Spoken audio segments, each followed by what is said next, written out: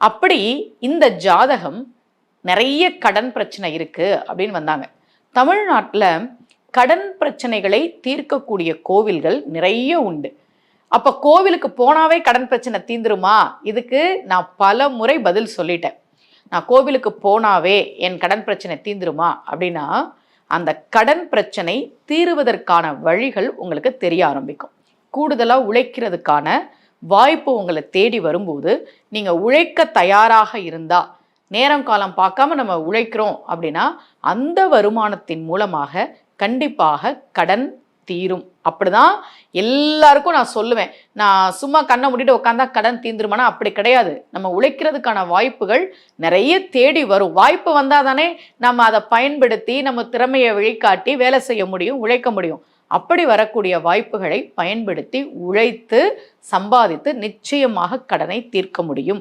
நிறைய பேருக்கு நான் வழிகாட்டி, அம்மா இப்போ கொஞ்சம் பரவாயில்ல, இப்போ கொஞ்சம் நிம்மதியாக இருக்கிறோம், இந்த மாதிரி சொல்லியிருக்கிறாங்க. இவங்களுக்கு நான் சொன்னது திருச்சேரை கோவிலுக்கு போக சொன்னேன். கும்பகோணம் பக்கத்தில் இருக்குது. ரொம்ப ரொம்ப அற்புதமான திருத்தலம். செந்நெறியப்பர்னு பேர் அங்கே இருக்கக்கூடிய சிவபெருமானுக்கு. நெறி அப்படின்னா வழி, செம்மையான வழியில் நம்மை நடத்தக்கூடியவர் செந்நெறியப்பர். இங்க ருண விமோச்சன லிங்கேஸ்வரர் இருக்கிறார். ருணம்னா கடன், விமோச்சனம்னா கடன்ல இருந்து நமக்கு விமோச்சனம் தரக்கூடிய லிங்கேஸ்வரர். அவரை போய் பார்க்க சொன்னேன். இந்த திருச்சேரை திருத்தலத்துக்கு என்ன சிறப்புன்னா, இங்க உள்ள பைரவருக்கு அப்பர் சுவாமிகள் ஒரு தேவார பதிகம் பாடியிருக்கிறார். ரொம்ப அற்புதமான ஒரு தலம்.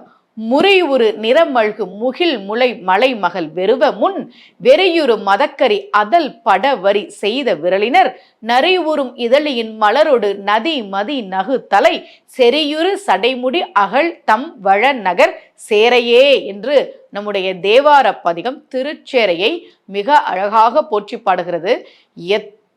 எத்தனையோ பேரின் கடன் பிரச்சனைகளை தீர்த்து வைக்கக்கூடிய ரொம்ப அற்புதமான திருத்தலம்.